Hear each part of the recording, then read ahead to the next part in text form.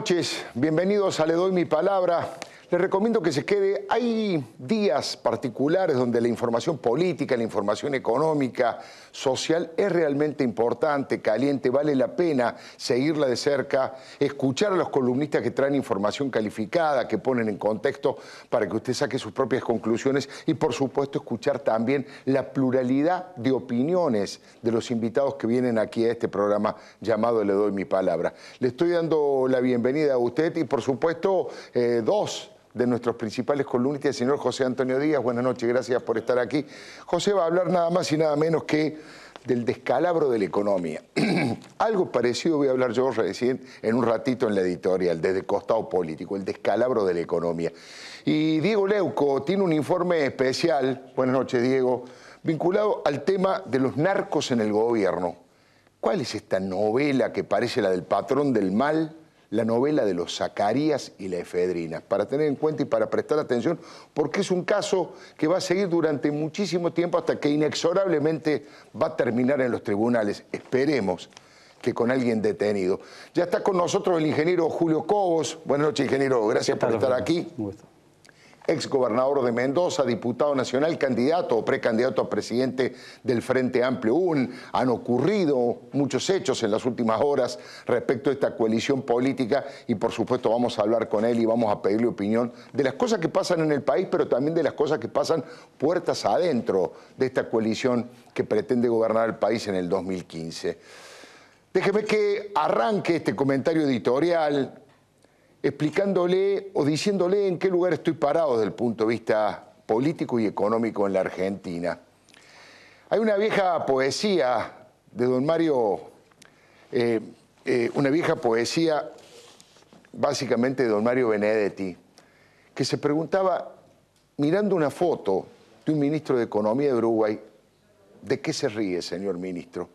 Y últimamente lo he visto a Axel Kicillof en esa misma actitud, con esa sonrisa, yo diría semisocarrona, suficiente, mirando con suficiencia al resto, como sobrando por momentos, mandando a los empresarios al psicoanalista, diciendo que el default es una pavada atómica, diciendo que el acuerdo que había coordinado el presidente del Banco Central con algunos bancos locales para ver si podían comprar la deuda en default era, dijo él, una opereta de Telecataplum, refiriéndose a un viejo programa humorístico uruguayo y argentino. Esa actitud desafiante lo muestra Kicillof como si estuviésemos viviendo en el paraíso, como si las cosas en la Argentina, en el rubro que él maneja, la economía, anduvieran realmente de maravillas. Por eso me permito preguntarle, con toda curiosidad, señor ministro Kicillof, ¿de qué se ríe? Se ríe de los indicadores económicos que son absolutamente graves e inquietantes todos y además lo desafío públicamente a que demuestre si hay algún indicador social y económico que haya mejorado desde que usted se hizo cargo de la gestión. Primero, el 2007, desde que Cristina Fernández de Kirchner llega al gobierno, empiezan a empeorar todos los indicadores.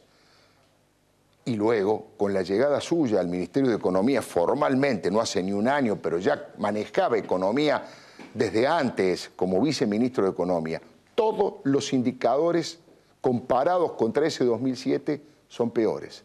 ¿Por qué? Porque hay más inflación, hay más pobreza, hay más desocupación, hay más indigencia. Ojo, no me venga a correr con esto de la comparación contra el 2001. Le estoy diciendo desde que se hizo cargo esta presidenta y desde que usted se hizo cargo del Ministerio de Economía. Por eso me permito preguntarle, señor ministro Kicillof, ¿de qué se ríe? ¿Se ríe de ese despilfarro feroz del gasto público? ¿Se ríe de los subsidios, del festival de subsidios que ya no alcanzan los números para graficarlo? ¿De la recesión? ¿De las empresas que cierran y huyen de la Argentina? ¿Del PBI negativo, que parece ser que va a ser el único PBI negativo de la región? Es cierto que hay cierto freno en toda la región, pero hasta ahora el único PBI negativo que empieza a vislumbrarse es en la Argentina.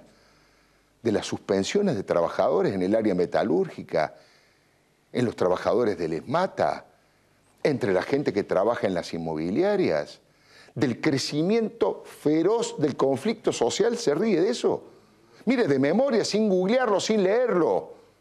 Los docentes en la provincia de Buenos Aires, los profesores en Tucumán, los acomodadores de cine, los trabajadores de la autopartista Lear, todo lo que tiene que ver con la industria automotriz, todo lo que ha pasado con la imprenta, los trabajadores gráficos de esta imprenta en la provincia de Buenos Aires, los trabajadores de la aduana, los trabajadores del SENASA, los que tienen que ver con todo lo que pasa en los aeropuertos con Intercargo, los propios pilotos de aerolíneas argentinas, empresas que usted ministro, también conduce junto con un miembro de la línea fundadora de la Cámpora como es Mariano Recalde, los pilotos de aerolíneas, todos ellos han entrado en conflicto porque el veneno inflacionario cada vez erosiona más la economía. Por eso me permito preguntarle, disculpe usted la molestia, es mi trabajo hacer preguntas.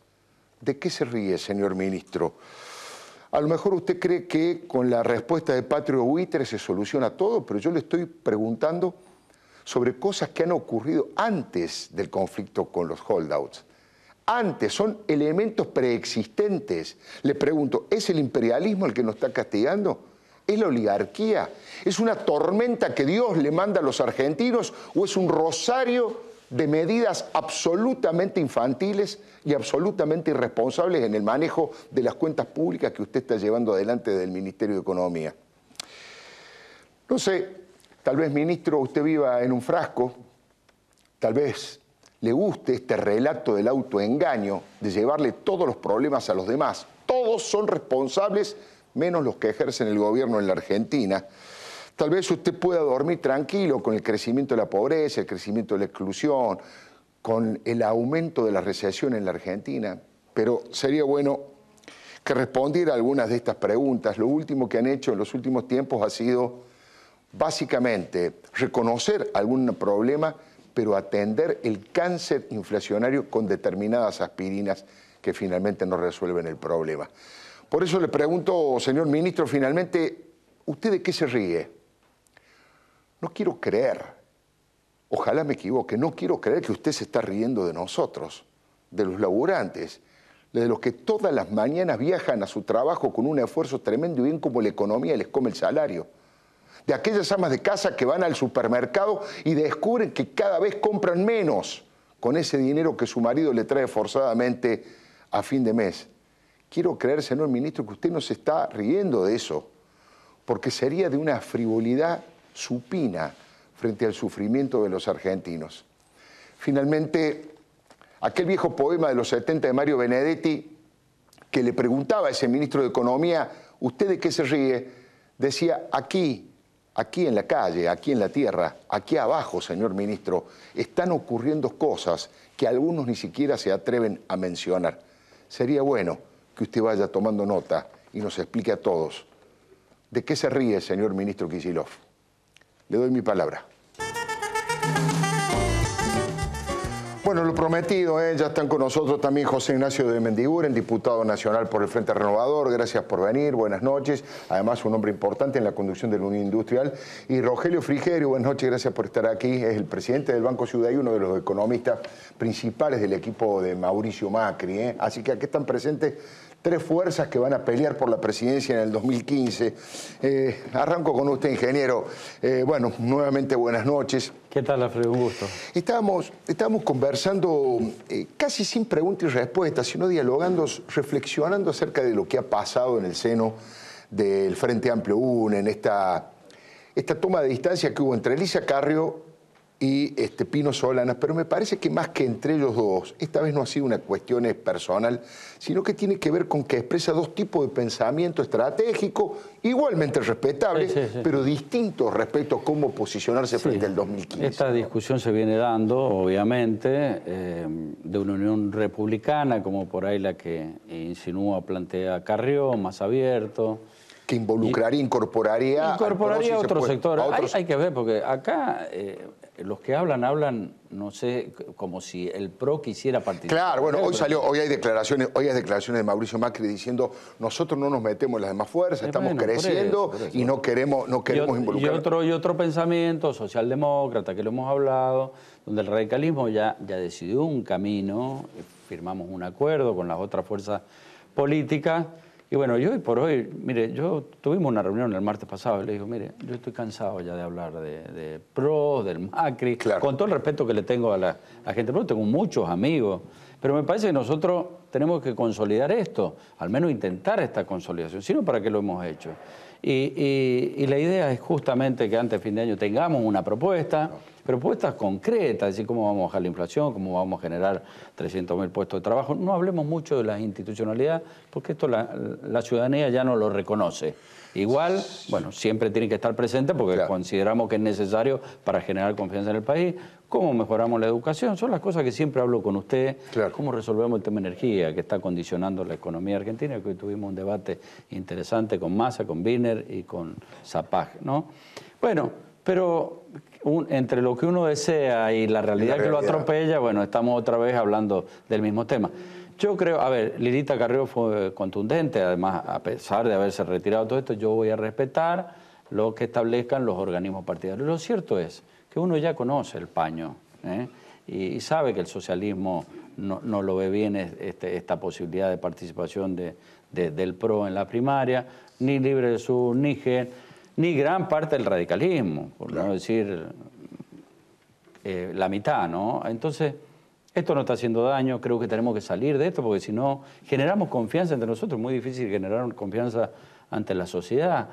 UNEN además se constituyó para ser una alternativa, estimo yo, hace un año del gobierno de la ciudad, con dirigentes que tienen posibilidades, como Martín Lustó, y bueno, y para ser alternativa hay que constituir un espacio distinto.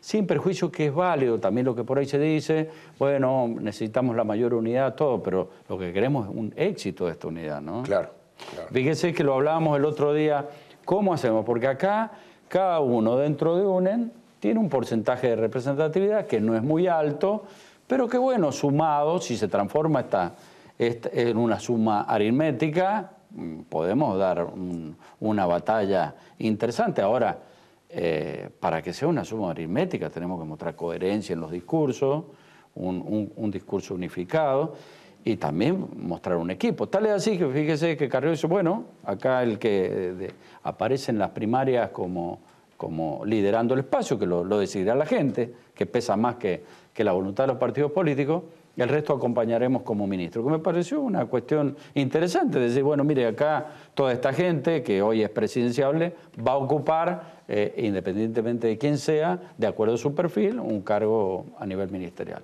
Cosa de tratar de mostrar esto. Ahora, nos suceden estas cosas que a veces el temperamento hay que controlarlo, la prudencia, tenemos que volver a construir metas colectivas, ¿sí? Una sociedad que construyó este país en función de metas colectivas. Bueno, la dirigencia política, como ejemplo, tiene que hacer todo el esfuerzo para lograrlo. Ahora, más allá de que los afecte, que eso lo erosione o le traiga dificultades, para el observador independiente, como es mi caso, desde el punto de vista del debate público, es apasionante. Porque, le digo por qué es apasionante. Primero, ¿por qué pasa esto? Por la ausencia de partidos políticos fuertes, porque son individualidades que más o menos tienen pertenencia partidaria. Y segundo, Carrió plantea un tema, yo digo, desde que Fukuyama habló del fin de las ideologías, dice Carrió, yo le escuché hoy atentamente todo lo que dijo. Primero, yo no le cierro las puertas a Macri. Pino Solana dijo con toda contundencia, yo sí le cierro las puertas a Macri porque nosotros crecimos combatiendo a los dos gobiernos en las elecciones, a Macri en la ciudad y a Cristina a nivel nacional. Y dice Carrió, y este es el otro debate apasionante, dice, yo no soy ni de derecha ni de izquierda, yo defiendo valores, defiendo república, defiendo los derechos humanos, defiendo conductas éticas, basta de cerrarse en una cosa ideológica. Y la verdad que ese es un debate interesante, yo no tengo muy claro quién tiene razón, porque la ausencia de ideología debilitaría más los partidos políticos también, por otra parte. Bueno, es así, lo que pasa es que tenemos que recuperar el rol de los partidos políticos, porque esto no ocurre a nosotros, pero... Mire lo que ocurre en el Frente para la Victoria. Sí, un archipiélago. Un archipiélago de representa, Kunkel no es lo mismo, qué sé yo, que Randazzo. Claro. Bueno, los tenemos, es un problema que tenemos que ir solucionando y que hizo eclosión en el 2001. Claro. Y bueno, y yo que transité una experiencia, que la reconozco, asumo la autocrítica, lo he dicho más de una vez, lo he dicho en este programa, bueno, algo he aprendido de esto, ¿no? Y me parece que tiene que haber algún principio ideológico que nos una, ¿no? Claro. Porque si no, estamos desapareciendo como los partidos políticos. Claro. Más allá, a ver, que este país, estoy convencido que va a transitar un nuevo escenario en el 2015. Sí. Gente con racionalidad, con sentido común, nos vamos a poner de acuerdo, independientemente de a quién la sociedad le asigne la función de conducir este país. Que hay una demanda, porque una demanda de la temas sociedad. estructurales. Usted Claro. enumeraba recién todos los temas, son temas estructurales, Sí, que va a costar muchísimo salir en energía, en educación. Yo insisto que son los dos temas estructurales Seguro. más importantes que están afectando la economía del país. Hay otros temas estructurales como es la seguridad, que hoy es el principal problema que tiene la ciudadanía. Pero los temas estructurales de la economía, si no resolvemos la educación adecuada a la matriz productiva, hoy es un problema. La calidad, digamos, del empleo ha disminuido y está hoy afectando todo. Mira, usted mencionaba recién una serie de problemas. Pescarmona, una empresa líder mundial, Sí. de valor agregado, está transitando problemas serios. ¿Ah, sí? No le han adjudicado, le adjudicaron obras y se la han sacado. Si no había condiciones, por ahí no sé, por ahí no lo va a decir la empresa, pero seguramente de asociatividad con alguna empresa. Son todas estas cosas que han incidido en que una empresa de nivel que exporte conocimiento, valor agregado, que tiene formados profesionales a lo largo de muchos años, hoy está en peligro. Se fue Vale, se fue un montón de inversiones. Y hasta que no solucionemos el tema de energía y la economía, no se puede crecer en el desorden, con 5 tipos de dólar, con una inflación que no sabemos cuál es, sin parámetros. El INDEC, que todo se habló, bueno, se sinceró, no mide ni pobreza, ni indigencia, ni nada. Y así, bueno, es muy difícil evaluar si las acciones políticas que está desarrollando un gobierno tienen algún resultado positivo. Ingeniero Cobo, ¿qué lectura política hace usted de un tema de cómo ha sido el tratamiento del gobierno nacional frente al tema de los holdouts, los buitres, de qué manera se ha posicionado frente a esto? ¿Y qué respuesta ha encontrado en determinados sectores de la sociedad? Porque hay algunos encuestadores que plantean, que no son precisamente oficialistas, que ha encontrado dentro de la sociedad una vez más, digamos, esa vena nacional que los hace recuperar cierto optimismo, abroquelarse detrás de una bandera argentina y que le ha hecho crecer un par de puntos a Cristina, ¿no? Sí, sí.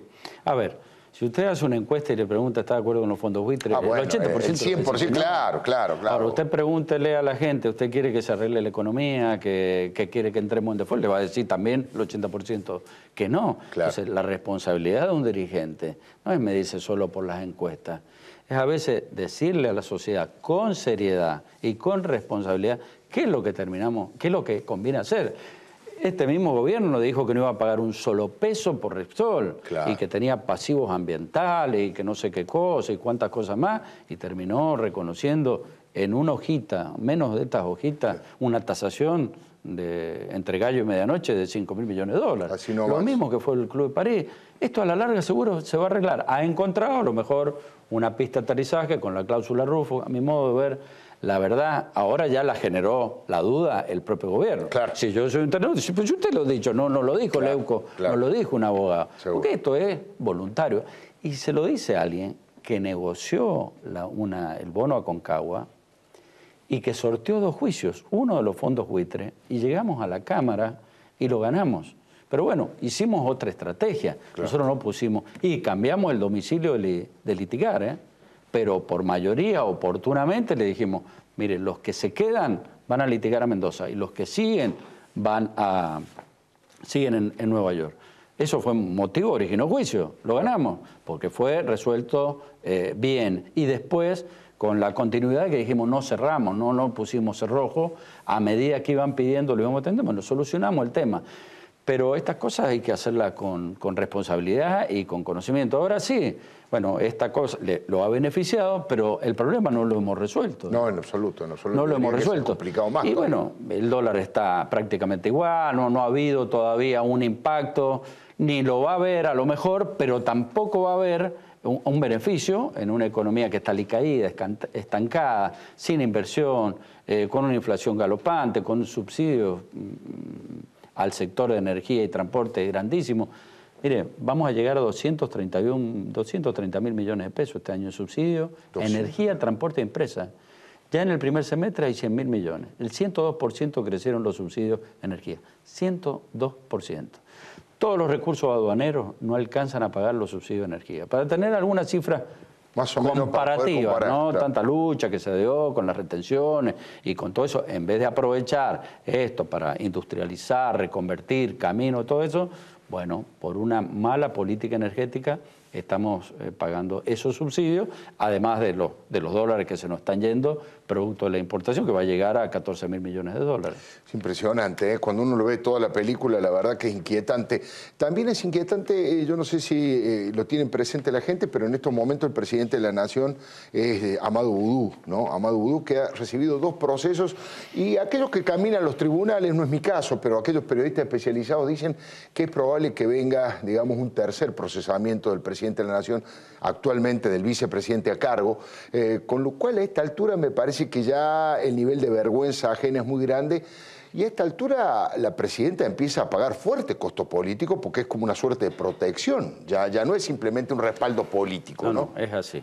Ya no hay una corresponsabilidad política en respaldarlo, sino en permitir esta situación. Convengamos que sufrió, o sea, se benefició con un gran respaldo al cambiar un hombre como Rigui, que era del riñón del peronismo. Seguro. Y del peronismo izquierda, ¿no? Seguro, de la época de Cámpora, ¿no? Auténticamente camporista. Auténticamente. Bueno, más allá de lo fiscal, la estatización de una empresa que todavía no sabemos cuál es el valor. Ni quién es el dueño, ni a quién le va a ir esa plata. Esto es un único caso en la historia. Bueno, y ahora con una nueva causa que, está bien, no es a lo mejor en la función pública, pero es la misma persona, ¿no?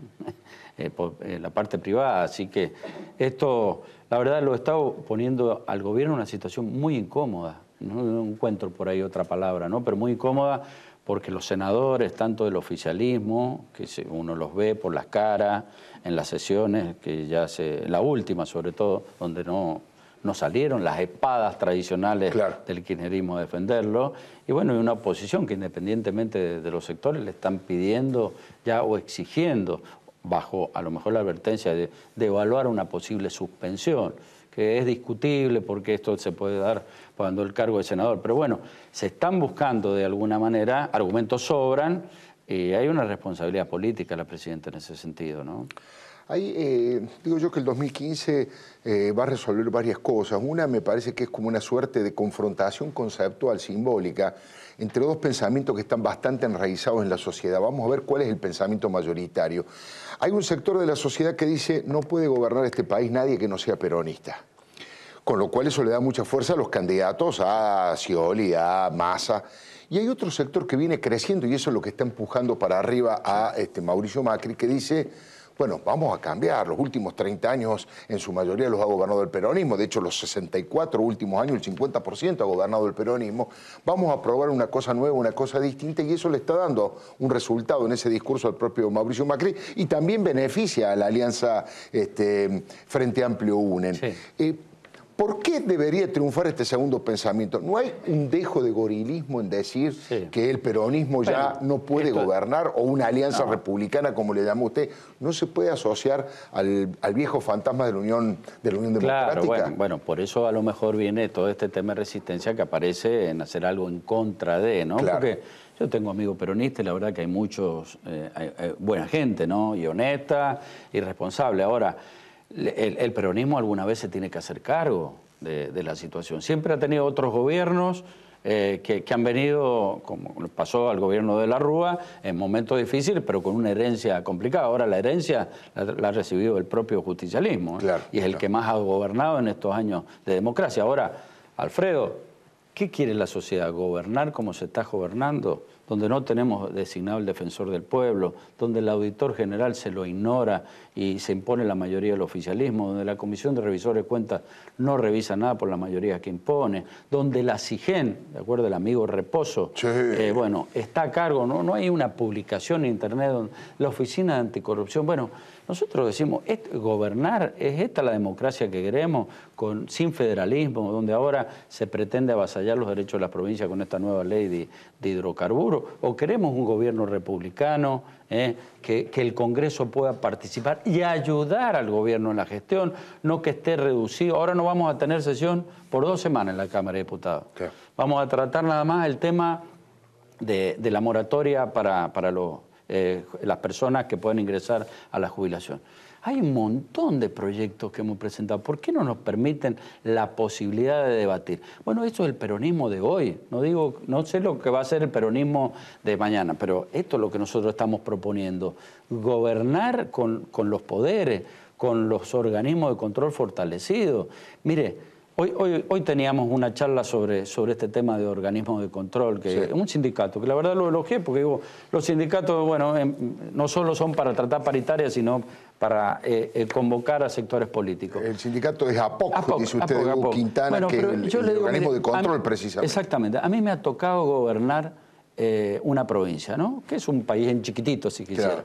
Pero siempre el gobernante que tiene un montón de necesidades y pedidos y tiene que asignar prioridades, porque los recursos no alcanzan. Por supuesto. Ni menos para una gestión de gobierno, porque eso necesitamos una visión de largo plazo. Ahora, el que está arriba tiene que estar convencido que si no hay corrupción, que si hay transparencia, hay eficiencia en la gestión, porque estos recursos se optimizan. Claro. Y el que tiene que pedir que lo controlen a grito es el propio administrador, claro, porque siempre puede haber un hecho de corrupción en los funcionarios de segunda, de primera o de lo que fuera, y una asociación público-privada que esté dispuesta a delinquir. Ahora, esto es gobernar para mí, de acuerdo a la Constitución, respetando el federalismo, ordenando la responsabilidad y con transparencia. Ingeniero Cobo, ha sido muy amable. Muchísimas gracias por haber venido. Gracias, Alfredo. Un gusto. No se vayan. Inmediatamente va a estar aquí sentado Rogelio Frigerio. ¿Qué pensará un economista de la íntima confianza de Mauricio Macri, el presidente del Banco Ciudad, de todos estos hechos económicos, de todos estos elementos, y también hablar un poquitito de política? Y está también alguien absolutamente de confianza de Sergio Massa, como es José Ignacio de Mendiguren, en todo lo que tiene que ver con el campo social, con el campo laboral, con el mundo productivo. Vamos a escuchar atentamente las respuestas que tienen y, por supuesto, los dos informes, José Antonio Díaz y el descalabro que está sufriendo la economía, y Diego Leuco refiriéndose a los narcos en el gobierno. ¿Qué va a pasar con esta novela de los Zacarías, que seguramente va a terminar en tribunales y seguramente con alguno castigado? Esperemos. No se vaya, le doy mi palabra. Bueno, la posibilidad de conversar con Rogelio Frigerio, nuevamente gracias por estar aquí. Gracias por invitarme. Bueno, hay varias condiciones que usted tiene, digamos, presidente del banco, uno economista de confianza en Mauricio Macri y además un dirigente político del propio PRO. En esa condición, digo, ¿hay dentro del PRO una expectativa de crecimiento asociado a la Unión Cívica Radical? Recién estábamos un poco hablando fuera de cámara respecto de lo que ha sido el desarrollismo históricamente. Bueno, y tanto la figura de Frondizi, digamos, saliendo del corazón del radicalismo, ¿hay tal vez allí una empatía, un posible camino convergente con este criterio, digamos, para ir juntos, pero después hay que gobernar si llegaran a ganar las elecciones? Bueno, planteaste o reivindicaste la figura del desarrollismo. Claro. El desarrollismo era frentista, claro, por convicción, por naturaleza. Y el PRO también lo es. Digo. De hecho, en la Ciudad de Buenos Aires gobernamos con radicales y con peronistas. Claro. Con partidos de centro, con desarrollistas. Esa vocación frentista que sostenemos en la ciudad la trasladamos también en nuestra vocación de construcción política a nivel nacional. Y somos frentistas y convocamos al diálogo y convocamos también a otras fuerzas políticas para que se sumen a esto que llamamos una tercera vía, que básicamente es ofrecerles a la ciudadanía algo distinto a los espacios políticos que han gobernado la Argentina sin éxito en los últimos 30 años de democracia. Aquellos que nos llevaron a este lugar difícilmente sean los mismos que nos puedan sacar de esta situación. Ofrecemos una tercera vía desde lo electoral y una tercera vía, ¿por qué no?, desde lo ideológico o desde el pensamiento económico y social, que es el desarrollo. Frente al populismo y al neoliberalismo, el desarrollo. Frente a los partidos tradicionales, que de alguna manera son responsables también de no encontrar solución a los problemas de la gente, una tercera alternativa, que es la que estamos propiciando, y la verdad que estamos creciendo y mucho con este pensamiento y con esta filosofía. ¿Esa usted cree que es una de las ventajas comparativas que lo ha llevado a crecer electoralmente, o por lo menos en las encuestas, a Mauricio Macri? Para el ciudadano tal vez más informado, aquel que tiene más interés en la vida política, pero el ciudadano común, el ciudadano de carne y hueso, que la verdad tal vez ni sabe bien de qué se trata lo que es desarrollismo y no es nada desdoroso para ello.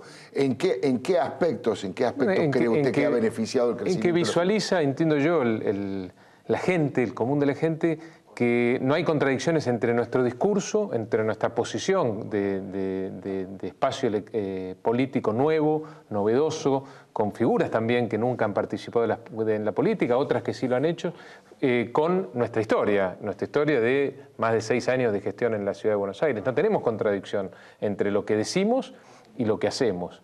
La gente, la mayoría de la gente, creo que está esperando un cambio. Creo que apuesta, por primera vez en mucho tiempo, se anima a un cambio. No se resigna a esto que le ha dado la dirigencia política a los argentinos en los últimos años. Y nosotros estamos ahí también como respuesta a esa demanda de la gente de algo nuevo, de algo distinto, de algo fresco, novedoso, no atado a las ideologías tradicionales de la Argentina, sino básicamente políticos que lo que hacen es ponerse en el zapato de la gente y resolverle los problemas a la gente. No ponemos los problemas en debate, como muchas veces hace el gobierno. El gobierno toma los problemas y los pone en debate, los relata y los cuenta. Nosotros los problemas los resolvemos, para eso están los políticos. Planteaste el tema de los fondos buitres. No hay que llevarle angustia a la gente con ese tema. Hay que resolverle los problemas a la gente. Y para eso tienen que estar los políticos. Si los políticos no están para resolverle los problemas a la gente, no sirven para nada. Recién hablábamos sobre el tema de la actuación que ha tenido el gobierno nacional a partir, primero, de la llegada de Cristina al poder y segundo, de la llegada de Kicillof al Ministerio de Economía. Yo planteaba que prácticamente todos los indicadores han sido menores o más inquietantes y más preocupantes que anteriormente. De todo eso que está ocurriendo, del cepo, de la pelea con los buitres, de la inflación, del tema energético, ¿usted cuál cree que es el tema principal a resolver? Digamos, por supuesto que todos son importantes, pero ¿cuál es el que articula? ¿Es la inflación la que articula toda la economía hoy? La mala praxis, digo. Me parece que el común denominador es la falta de confianza, ¿no? Es muy difícil que cualquier medida económica, cualquier programa económico, ahora el gobierno tiró sobre la mesa el tema de los sedines nuevamente, claro. Es muy difícil que cualquiera de esas medidas tenga alguna posibilidad de éxito si no se recupera la confianza. Y la confianza no se recupera desde la economía, se recupera desde la política, principalmente mirando la cara a la gente y diciéndole la verdad. Si la gente percibe que el gobierno vive en un mundo paralelo, donde no hay inflación, donde los jubilados ganan bien, donde los chicos en los colegios no comen por 6 pesos, donde no se deteriora todos los días el poder de compra del salario, donde no hay inseguridad, donde hay sensación de inseguridad, lo que pierde es confianza en ese gobierno que vive en un mundo paralelo, no en el mundo que viven los argentinos todos los días. La confianza es un valor fundamental de cualquier modelo económico, el primario. Y por supuesto después resolver los problemas que estamos planteando. A ver, no debe ser tan difícil resolver la inflación porque hay 5 países en el mundo que tienen inflación. No debe ser tan difícil resolver el problema de la falta de dólares porque prácticamente no hay otro país en el mundo al que le faltan dólares. No, al revés, tienen el problema de exceso de dólares. Entonces, digamos, todos los países del mundo tienen problemas. El problema de la Argentina es que tiene siempre los mismos problemas. Lo que tenemos que cambiar es de problema, eso es evolucionar. Y la Argentina, lamentablemente, desde hace rato que no logra hacerlo. ¿Ustedes han conversado algo respecto del futuro, el 2015? Digo, suponiendo que Mauricio Macri, supongamos que gana la elección en primera o en segunda vuelta, se supone que si llega a ganar, si tiene la posibilidad de ganar, sería en segunda vuelta, pero bueno, veremos qué pasa. En ese supuesto, ¿hay un equipo económico que ya está trabajando para medidas nacionales? Ya saben, más o menos, no sé, usted, Melconian, los economistas que están alrededor de Mauricio Macri, ¿han diseñado ya un programa para tomar las primeras 15 medidas de gobierno en caso de ganar? Mira, lo que nosotros entendemos es que el liderazgo de la Argentina requiere 3 características. Una visión distinta a la que han tenido los líderes de la Argentina en los últimos años, una visión de largo plazo, una visión con un horizonte que no se termina en la próxima elección, que tiene otro ángulo de visión. Equipos y gestión, capacidad de formar equipos. Mauricio Macri lo dice permanentemente, él está formando los mejores equipos desde Frondizi a esta parte, porque se ha perdido en la política también la idea de la relevancia de los equipos, de la gestión, y nosotros queremos volver a poner eso sobre la mesa. Y el tercer elemento es el coraje. Hace falta coraje para cambiar la realidad en la Argentina. Nosotros creemos que tenemos el líder que conjuga esos 3 elementos. Y en el tema del equipo, por supuesto que nos estamos formando, tenemos una fundación, la Fundación Pensar, en la cual trabajamos sobre todos los problemas de la Argentina, no solo los económicos, los sociales, los problemas de la producción, del empleo, los problemas que tiene la Argentina de inserción internacional. La Argentina se tiene que reconciliar con el mundo, un mundo en el que prácticamente ya no formamos parte. Todo eso lo tenemos lo estamos trabajando en la Fundación Pensar, y en paralelo formamos equipos. Y por supuesto los economistas que tenemos nos juntamos todas las semanas para atender también los problemas de la coyuntura, ¿no? Estaba pensando, lo que usted plantea respecto del actual gobierno, lo nuevo.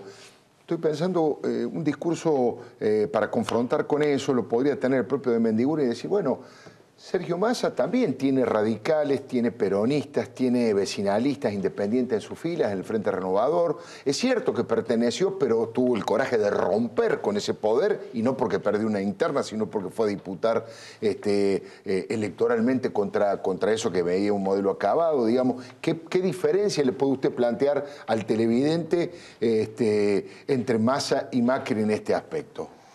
A ver, a mí no me gusta hablar de los demás, pero... A ver, nosotros creemos que mostramos una posición consistente, insisto, entre lo que decimos y lo que hacemos. La verdad que no es que nos plantamos como lo nuevo y lo distinto, somos lo nuevo. Digamos, el grueso de la gente que forma parte de nuestro espacio político está haciendo sus primeras armas en la gestión de la ciudad con mucho éxito. En la política. Hay otros, como el caso mío, que tenemos un poco más de experiencia. Pero la verdad que cuando uno analiza la gente, los equipos que están en el espacio conducido por Mauricio Macri, ve lo nuevo, lo distinto. Y en nuestra gestión en la ciudad lo mismo. Digamos, hemos roto mitos muy importantes. Se decía que Mauricio Macri venía a privatizar la educación pública, la banca pública. Nosotros somos el único distrito en la Argentina donde la matrícula del sector público crece en nuestras escuelas. ¿Por qué? Porque en el resto del país las clases no empiezan nunca cuando tienen que empezar. Y los pobres, sobre todo, no pueden darse el lujo de mandar a los chicos a un colegio que no empieza, que no arranque, que no sabes cuándo va a empezar. Tenemos el banco público, que seguramente es el más eficiente, un banco que puede cumplir con su rol de banca pública, de banca social, y además le pelea de igual a igual a todo el sistema financiero privado o internacional. Hemos resuelto o hemos encaminado la solución del problema del tránsito en la Ciudad de Buenos Aires, del problema de la basura. Es decir, nosotros lo que decimos lo podemos reflejar en los hechos de la ciudad. Y no es un tema menor, porque es la primera vez en la historia de la Argentina, por lo menos de la historia reciente, que un tercer partido, una tercer fuerza, tiene algo para mostrar en términos de gestión y de gobernabilidad, porque se habló de gobernabilidad acá. ¿Qué mejor ejemplo de gobernabilidad son los últimos 6 años y medio de gobierno de Mauricio Macri? Con todos los palos en la rueda que le puso el gobierno nacional, en permanente minoría en la legislatura, es decir, todas las leyes que tuvimos que sacar en la legislatura han sido por consenso, demostrando gobernabilidad, llamando a participar del gobierno a dirigentes de otros espacios políticos. Es la primera vez que a los argentinos se les puede ofrecer una tercera alternativa, pero no solamente con la esperanza de cambio, con la experiencia de haber cambiado la realidad en un distrito, uno de los más importantes como es la Ciudad de Buenos Aires. Frigerio, desde su lugar en el Banco Ciudad, ¿qué cosas se reflejan en la economía? Por ejemplo, créditos hipotecarios. Dicen que la actividad inmobiliaria está prácticamente quebrada, casi no tiene movimiento, están quejándose todos. Bueno, Armando Pepe dijo una cosa terrible, los sedines no les despierta confianza en los narcotraficantes, dijo, una cosa feroz. Digo, ¿se refleja eso también en la cantidad de créditos, en el pedido de la gente? ¿Ha caído el movimiento de la actividad inmobiliaria bancaria? Sí, claramente. Y sobre todo lo siente el Banco Ciudad porque el Banco Ciudad era la referencia obligada de los créditos hipotecarios.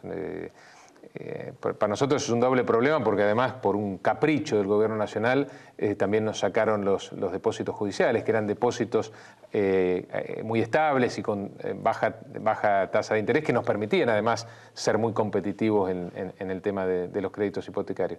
Por eso estamos virando la estrategia del Banco Público de la Ciudad de Buenos Aires hacia convertirnos en una banca de desarrollo a nivel local, y también detrás de esa estrategia está la idea de salir del área metropolitana y avanzar en un crecimiento geográfico del Banco Ciudad. Por eso vamos a abrir una sucursal en Rosario, en Córdoba, en Mendoza, transformándonos en una banca de desarrollo que creemos además es una necesidad para la Argentina.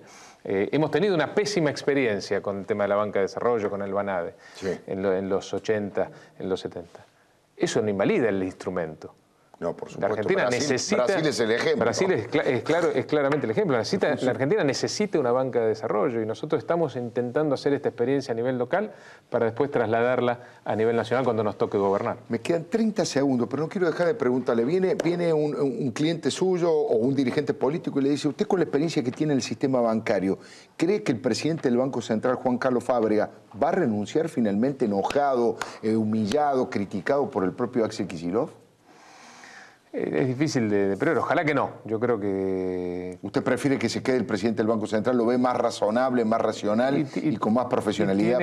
Tiene mucha experiencia en el sector financiero, ha sido muchísimos años gerente general del Banco Nación, claro, presidente del Banco Nación, presidente del Banco Central, es un gran interlocutor de todo el sistema financiero y me parece que no es momento para cambiar en estos 15 meses que le faltan al gobierno, donde, insisto, más que cambiar algunos funcionarios, se tienen que ocupar en estos 15 meses, por lo menos de arrancar con alguna idea para resolverle los problemas a la gente en términos de inflación, pérdida de empleo, pérdida de consumo, de recesión, etc.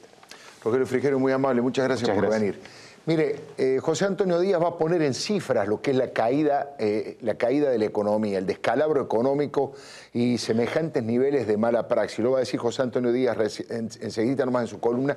Y Diego Leuco nos va a contar esta saga, esta novela que parece la del patrón del mal entre los hermanos Zacarías. Fíjese, los hermanos Zacarías, y cómo en el gobierno se abrieron las puertas para que la efedrina se convirtiera en un elemento de absoluta corrupción y de narcotráfico. Y por supuesto, vamos a conversar con José Ignacio de Mendiguren, uno de los hombres de mayor confianza de Sergio Massa, pero además un hombre de la Unión Industrial Argentina. Y con él vamos a analizar todos estos aspectos económicos y políticos que estamos planteando ahora. No se vaya, le doy mi palabra. Bueno, la posibilidad de escuchar atentamente lo que tienen para contarnos nuestros columnistas.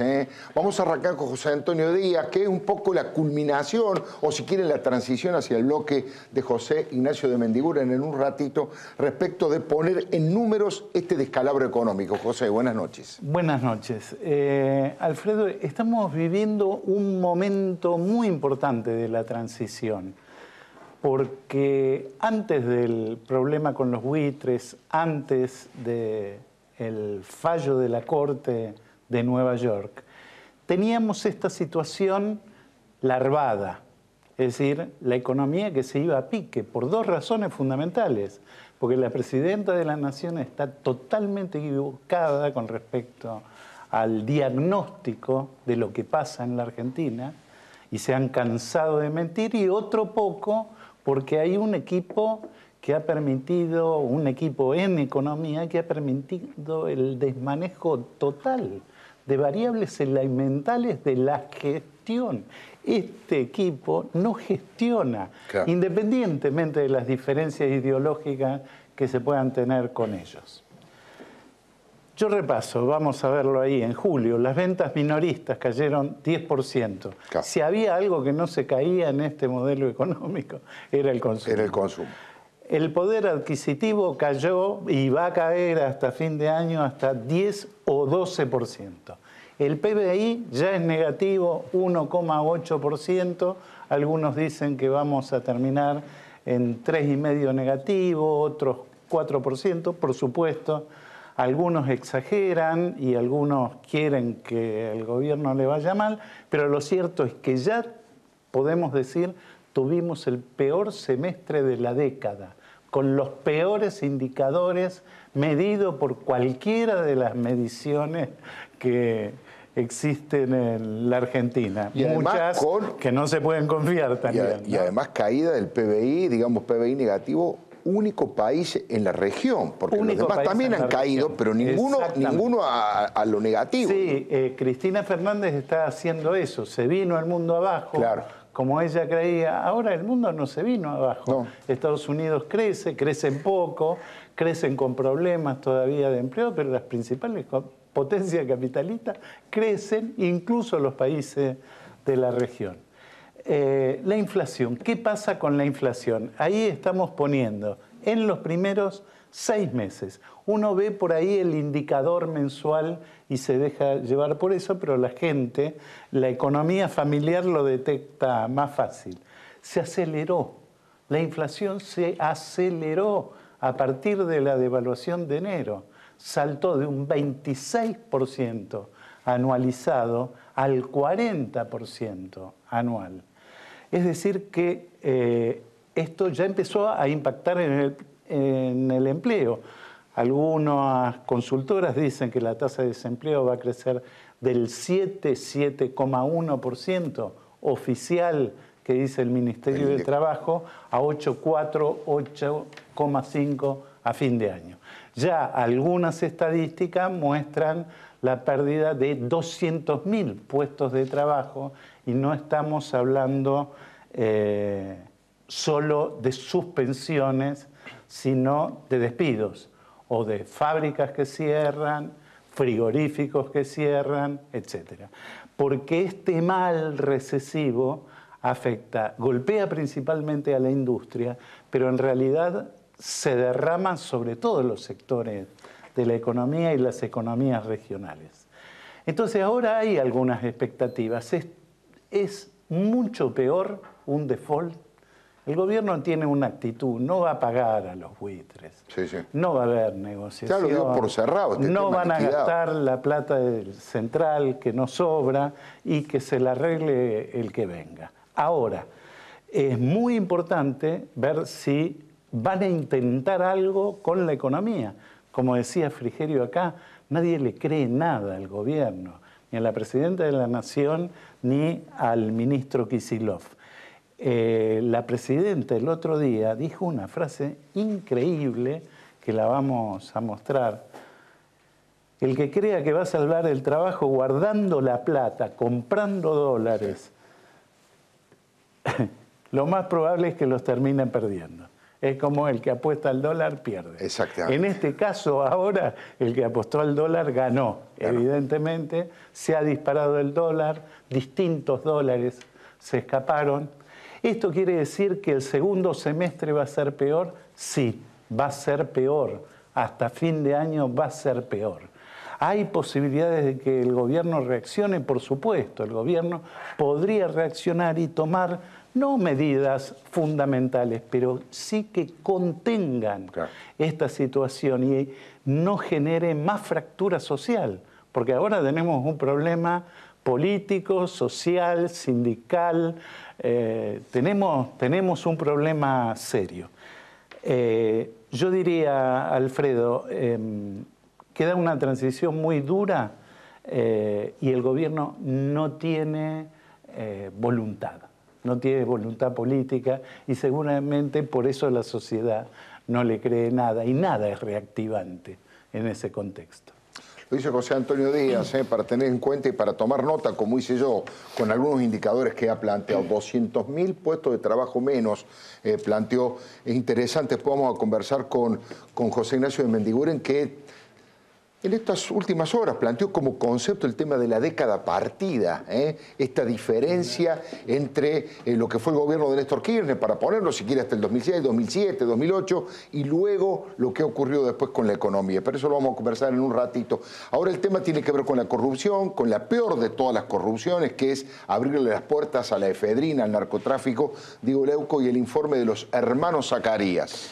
Esta familia Zacarías empieza a constituir el segundo capítulo de lo que nosotros llamamos narcos en el Estado. Porque aunque el título suene fuerte, es lo que está investigando la justicia, precisamente la jueza federal María Romilda Servini de Cubría, la jueza federal 1. Y vamos a contar esta historia tal como la descubrió también la propia jueza Servini de Cubría. Primero vamos a presentar a los 4 hermanos Zacarías. Tenemos una placa, esta familia de 4 hermanos muy vinculados con el Estado. Se trata de Rubén Zacarías, Miguel Zacarías, Máximo Rito Zacarías y Luis Zacarías. Sí. Cada uno de estos personajes tiene estrechas relaciones con el gobierno, muy estrechas relaciones con el gobierno. Ahora vamos a ir desglosando cada una de ellas. Y cada uno de estos personajes ha tenido un rol importantísimo, o por lo menos es lo que está investigando la jueza Servini de Cubría en este proceso de tremenda importación de efedrina para el narcotráfico. Lo dijimos hace unas semanas, lo repetimos ahora. La jueza Servini de Cubría dice e investiga que en la Argentina, cuando José Granero estaba al mando de la Cedronar, se importaron más de 40 toneladas de cocaína, de efedrina, exclusivamente para el narcotráfico. 40 toneladas de efedrina exclusivamente para el narcotráfico, que solamente con algunos cientos de kilos bastaba para proveer a la industria farmacéutica, claro, y que sin embargo en Argentina superamos las 40 toneladas porque justamente 40 eran para estar destinadas al narcotráfico.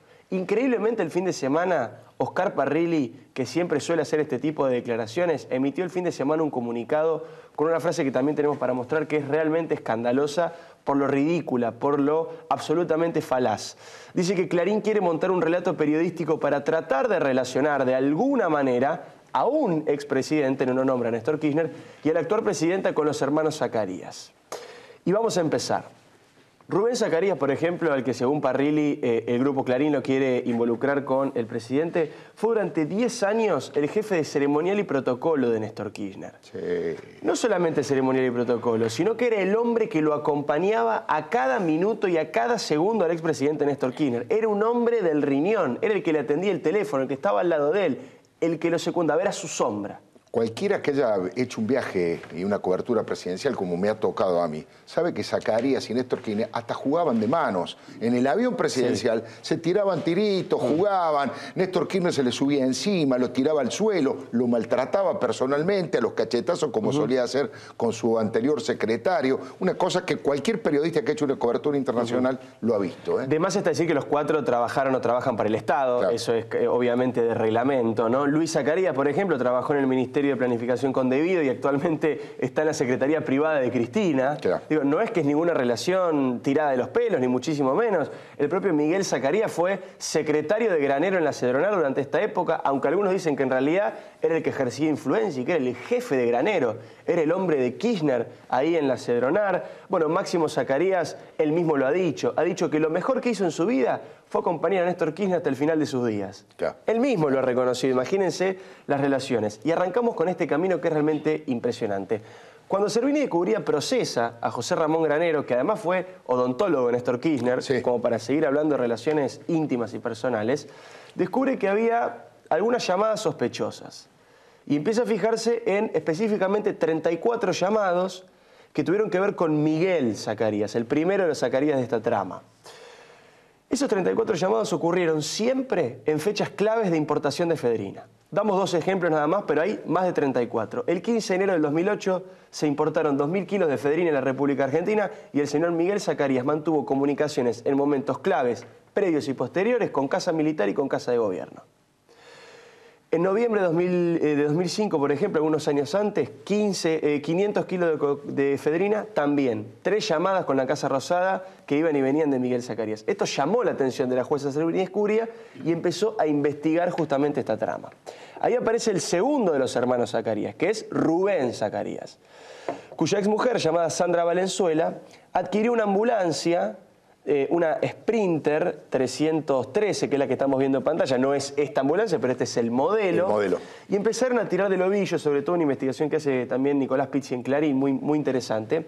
Y descubrió que esta empresa, esta ambulancia, pertenecía a una empresa llamada Emerger SRL. Sí. Esta empresa Emerger tiene algunos privilegios particulares, que es justamente el de poder ingresar a los aeropuertos. Obviamente, la droga entra siempre por la frontera, generalmente por aeropuertos. Hay muchísimas particularidades. Primero, Rubén, decíamos, su exmujer adquirió una ambulancia de esta empresa. Máximo Rito Zacarías, el tercero de los hermanos, también tiene ambulancias en esta empresa. Claro. Y la compró asociado con una mujer que se llama Poggi de apellido, Claudia Poggi de apellido, que es la titular de Emerger en Santa Cruz. Sí. O sea, de repente los hermanos Zacarías empezaban a adquirir ambulancias en esta empresa que tenía privilegios muy importantes para el tránsito, obviamente dentro del aeropuerto, y el ingreso a los aeropuertos. Dice Graciela Ocaña, que es una de las que está investigando este tema, sí, que es muy común que se transporte la efedrina en las ambulancias, porque de hecho, obviamente una vez muchísimo menos control. En una ocasión descubrieron una ambulancia trasladando. Se trata de este específico caso, de Máximo Rito Zacarías. Claro. Él era titular del PAMI en Quilmes. Claro. Y allí apareció una... ¿En Quilmes? Sí, en Quilmes. Ahora también sigue ahí de titular del PAMI en Quilmes. Apareció una ambulancia con efedrina. Fue un episodio muy confuso, nunca pudieron explicarlo.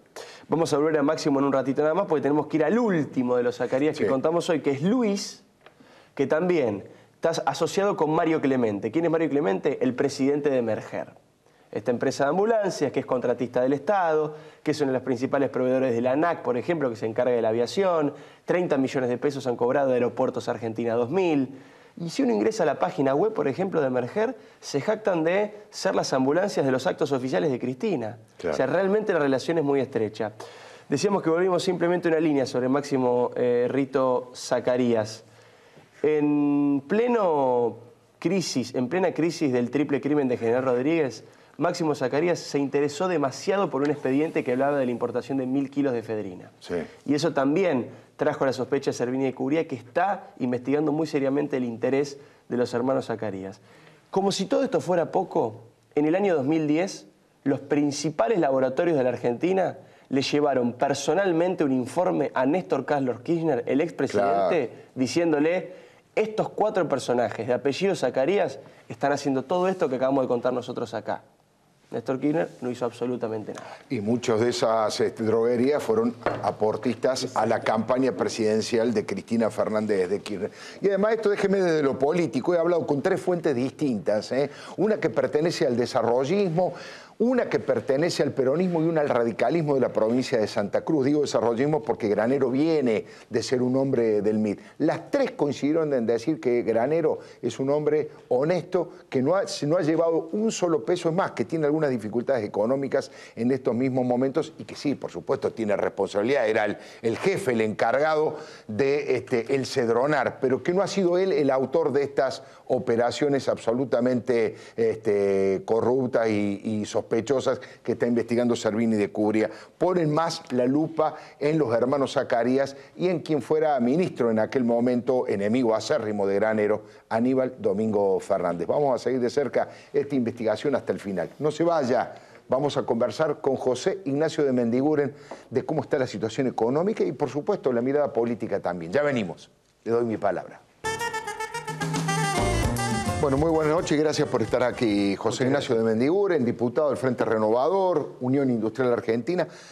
Quiero que usted me describa cómo le contaría a una persona que no vive en la Argentina qué está pasando en este momento, cuáles son los problemas más graves, cuáles son los problemas nuevos que ha detectado José Ignacio. Creo que nos hemos enredado. Es decir, fue un gobierno que a partir de hace 3 años en particular perdió los motores que habíamos tenido durante un periodo muy importante, una década que va a ser recordada en Argentina como la de sus mejores precios internacionales, una década que va a ser recordada en Argentina como que pudo tener un proceso de acumulación gracias a esos precios que llevamos a 53.000 millones de dólares de reservas, pagado en una primera etapa, ¿no? Por supuesto. Y que luego tuvimos una impericia, un serie de manejos que trabamos todo eso. Cortamos ese flujo positivo, le pusimos un freno de mano a la producción agropecuaria, y pusimos cepos, todo lo que ya la historia argentina demostró que no funcionaba.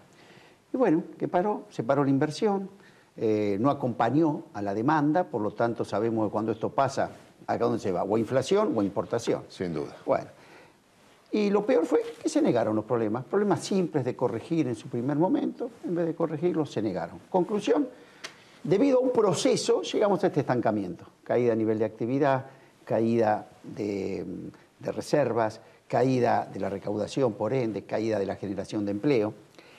Y por lo tanto, cuando uno llega por un proceso, tiene que salir por otro proceso, no hay una medida salvadora. Claro. Y para encarar ese proceso, que lo decía también hoy Frigerio, es clave que necesita, primero, un plan concreto y credibilidad, sobre todo para un gobierno que está en una etapa final. Y esa credibilidad es difícil que el gobierno hoy la encuentre por sí solo. Por eso nosotros, y creo que hay por parte de la oposición, por parte de los actores sociales, mucho interés en que no esperemos al 2015 para resolver los problemas y que podamos hacerlo ya. Entonces, para que el gobierno pueda animarse, no como mayor aspiración llegar y flotar, con mayor y mejor aspiración, sino a torcer este rumbo, hace falta consensos. Indudablemente hace falta cambiar este tema de amigo, enemigo, de buscar culpables que nunca existieron, ahora parece que existen, como son los empresarios, etc. Sé que es difícil, nosotros tuvimos el secretario de Comercio el otro día, empezando otra vez el diálogo, es lo que le hemos dicho. ¿Y por qué decimos esto, Alfredo? Porque producto de esto habernos enredado, yo digo, hoy la Argentina tiene la diferencia más grande entre su realidad y su potencialidad. Claro. Es increíble, ¿no?, que en un momento se haya juntado esto. Porque por otro lado, sabemos que el campo tiene la tecnología más moderna del mundo, sabemos su capacidad de producción, pero le pusimos el freno en mano. Es decir, ahí está, es como que uno tiene una chata, ¿no?, una camioneta con el mejor motor, la mejor potencia, pero le pongo el freno en mano. Lo positivo que es que si se la saco, la potencia está. A la industria, bueno, sabemos lo que dio cuando las condiciones macroeconómicas fueron en la primera etapa. Seguro. Creció el 110%, generamos en total 5 millones de puestos de trabajo, acumulación de reservas. Y este gobierno, no es que fue una década... Y sin embargo, esos motores se apagaron y en vez de darnos cuenta que había que ponerlos en marcha, por eso hablo de la década partida, claro, primera etapa con esas condiciones y esos resultados. Y después creo que está clarísimo que el tipo de cambio competitivo, que era uno de los motores, se lo llevó la inflación. Que la inflación, que estaba en el 3%, nos fuimos al 30%. Que el superávit fiscal, que era del 4%, pasó a ser déficit del 4%. Parece que hace falta ser un investigador del CONICET para darse cuenta que esto sucedió. claro. Por lo tanto, en vez de querer buscar culpables y de querer seguir emparchándolo, hay que recuperar esos motores. En esa etapa no hizo falta cepo, en esa etapa no hizo falta estas leyes que hoy se están sacando de defensa de la competencia, que poco menos vamos a un intervencionismo total de la economía, en un momento que estamos necesitando que haya más inversión. Entonces, ¿qué es lo que le diría a una gente que hoy tiene que observar la Argentina? Primero, cierta serenidad. ¿Por qué? Porque la Argentina potencial es muy fuerte. Claro. Hemos hecho un pequeño problema mal manejado, a veces trae este problema. Pero el problema es absolutamente manejable. Por eso yo hablaba hoy, cuando veía a Rogelio hablando de las bondades del macrismo, y yo veo que fue el Frente Renovador, ¿no? Frente Renovador que a mí me entusiasmó, ¿qué? Precisamente. Primero, un sector de mucha gestión. ¿Quién lo integran? No es solamente Sergio Massa, un conjunto de intendentes que han demostrado una gran gestión, que han demostrado que tienen el contacto directo con la gente. Un intendente tiene que entender de salud, de todo. Pero que además han demostrado algo que en la Argentina yo no he visto. Ni siquiera reconozco en el sector industrial. Que saben trabajar en equipo. Uno de los grandes problemas de la Argentina son los individualismos y la falta de equipos. Estos se intercambian sus problemas sobre seguridad, sobre educación, sobre infraestructura. Segundo, coraje. Porque también la Argentina del balconeo, ¿no?, donde todos hablamos y opinamos, pero especulamos porque no es mi momento, si deja de ser. No, acá cuando se tomó esta decisión, que fue hace un año que se ganó las PASOs, uno iba contra el gobierno nacional, contra el gobierno provincial, no sabían cómo le iba a ir. Y decidieron decir basta, ¿no? Decidieron, terminemos con la reelección, encaremos una nueva posibilidad. Esto es muy importante en su conjunto. Pero además también está la constitución de ese espacio. Hay que animarse a decir, vengan los empresarios, vengan los trabajadores, venga el sector del campo, porque la Argentina es eso. La Argentina es poder armonizar los disensos, no es solamente juntarnos los que pensamos igual. Claro que es más difícil, a mí en la UIA me pasó mucho esto, porque tengo distintos sectores que tienen legítimos intereses encontrados. Pero el tema ¿cuál es? Atrás de la suba del Producto Bruto Industrial, buscar armonizar los disensos. Y además creo que es muy importante, no solamente experiencia, digamos, a nivel de la gestión de todos estos intendentes, también el equipo económico, creo que el Frente Renovador formó, muestra gente que no solamente tiene una teoría, para mí, importante sobre el desarrollo económico, sobre el proceso industrial del país, sino que ha demostrado en los peores momentos de la Argentina hacerse cargo de los problemas y sacarlos. Es Roberto Lavagna, es Miguel Peirano, el caso mío. No somos gente que hemos teorizado los problemas. Y cuando nosotros vemos los problemas que nos tocaron resolver, en los que vamos a tener que resolver el 2015, es para trabajar mediodía, le aseguro, Alfredo, ¿no? Cómo hemos encontrado esta vuelta. Entonces creo que esto es lo que tenemos que transmitir a la gente, que estamos mal, no cabe duda, que ese potencial es muy grande. Mañana, por ejemplo, vamos a cerrar con Sergio en Pilar una reunión internacional de parques industriales. Uno ve en esa primera etapa de la década, los parques industriales casi se duplicaron en la Argentina en ese periodo. Por supuesto, ahora seguimos con ese envión. Hoy vemos que cierran las plantas en los parques industriales. Entonces, ¿qué es lo que tenemos claro? Y mañana lo vamos a ver juntando a todos los parques industriales. Que cuando la Argentina le dimos las condiciones macroeconómicas para poder liberar ese potencial productivo, lo ha demostrado que arrancó todo, la industria, la vitivinicultura, el software, hasta la cinematografía. Es decir, que esa capacidad de emprendimiento que la Argentina tiene en condiciones lógicas, demostró, no es que tengo que ir al siglo pasado.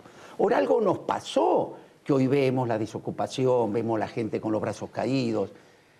Pues si fue antes de ayer, por eso digo la década partida. Claro. Entonces estoy diciendo, por eso también que confundir, decir esto es lo mismo. Fíjese, con la convertibilidad pasó algo parecido. La convertibilidad, ¿qué fue? Fue un plan de estabilización que después se convirtió en un modelo económico. Los primeros 5 años, ese plan de estabilización dio resultados, pero después del 5.º año usted ve que todas las cifras empiezan a descomponerse. Claro. Pero eso hablaba de la década. No, señor, no comparemos. Esto es lo mismo estos últimos años. Entonces, ¿qué es lo que le diría? Porque esto es un tema. Yo no soy optimudo, Alfredo. Soy optimista. ¿Por qué? Por los recursos. Hoy a la mañana, decía Cobos, estuve en un seminario sobre vaca muerta. Es uno solo de los temas. Usted tiene una realidad. Una realidad que, fíjese, por un lado, estamos gastando 15.000 millones de dólares por año, que indudablemente no tenemos. Y por otro lado, tenemos uno de los recursos energéticos más importantes del mundo. Ahora, está claro que no hay ahorro interno para poder desarrollar eso.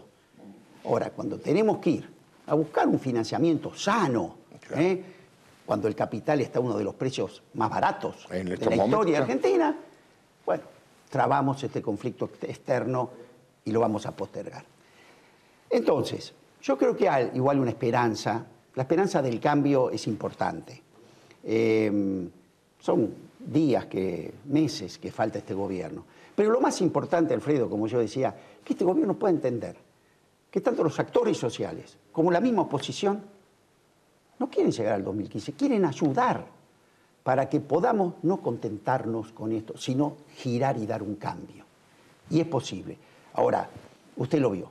Yo creo que la oposición demostró. Tuvo que acompañar al gobierno de Estados Unidos, tuvo que votar por unanimidad el Senado una ley para que se firmaran los acuerdos con China, lo votó. Ahora, simultáneamente con esto, estamos en la Cámara de Diputados. Queremos hablar, dialogar sobre el impuesto a las ganancias, claro, que es una injusticia enorme. Y teniendo mayoría, el oficialismo se levanta y se va. Entonces, si este va a ser el esquema con que vamos a continuar, va a ser muy difícil poder revertir esta situación. Me queda 1 minutito y medio, pero usted que conoció, que vio durante mucho tiempo a la presidenta de la Nación, ¿qué cree que pasó? Porque es inexplicable que uno se haga un mal a sí mismo, porque si alguien ha sido perjudicado ha sido el propio gobierno. Sí, yo siempre digo, yo tuve una muy buena relación con la presidenta, de respeto mutuo, cosas que hemos podido plantear lo hemos solucionado. Yo creo que a lo mejor el 54%, ¿no?, de los votos, claro, hace que uno... se cree que tiene un cheque en blanco, ¿no? Crea de que... Y la verdad, yo creo que Moreno no nos hizo bien a los argentinos, claro, sinceramente, porque instauró el tema de la arbitrariedad, figuras esotéricas, ese maltratar. Recuerden que todos veíamos como gracia cuando le decía a los empresarios, no me acuerdo, un importante presidente de una compañía alemana, después de haber dicho, che, Chucrú, ¿entendiste lo que te dije o no te dije?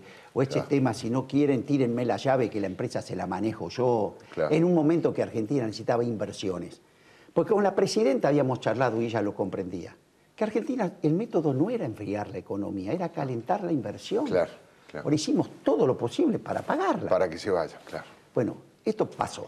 Yo creo que acá para adelante, esperemos que el gobierno entienda este nuevo mensaje, podamos resolver lo antes posible el frente externo, porque hoy la Argentina tiene falta de dólares, su viejo problema. Y hay 2 formas de traer dólares. Peso puede emitir. Una es con un saldo favorable de la balanza, es decir, vender más que lo que compramos, entonces hay que ayudar a que esto pase. Y la otra es a través de las inversiones. No hay ninguna duda. En los 2 caminos no lo estamos haciendo bien. Entonces nos van a faltar los dólares. Y la Argentina, sin los dólares, no tenemos los insumos que necesitamos, no vamos a poder. Entonces es bueno que reviertamos esto porque ya lo supimos hacer. José Ignacio, ha sido muy amable, muchísimas gracias, muy didáctico, muy claro como siempre. Dos cosas, déjeme que le diga. Primero, hoy es el Día del Trabajador de Televisión, es decir, de todos los que estamos aquí en este estudio, de todos los que están poniendo en marcha y en funcionamiento este Canal 26 que tantos logros ha conseguido en los últimos tiempos a propósito de un trabajo periodístico y de un trabajo pluralista. Así que un abrazo muy grande a todos los trabajadores, a todos los que tienen que ver con el sonido, con las cámaras, con la producción, con el maquillaje, todos aquellos que trabajan en televisión, un abrazo muy grande y que tengan realmente un día muy feliz. Y lo último es recomendarle que no se vaya porque ya viene Cecilia Lucía Puig con este programa llamado Líderes y va a entrevistar a uno de los argentinos de mayor prestigio en la Argentina. Estoy hablando de la doctora Josefa Rodríguez. Ella es la directora del Hospital Garrahan. Vamos a ver de qué manera funciona este hospital público modelo que recibe aportes de la ciudad, que recibe aportes de la nación y cómo se lleva adelante con tanta eficiencia este logro llamado Hospital Garrahan. Así que quédese y a usted lo espero el próximo martes aquí en Canal 26. Le doy mi palabra.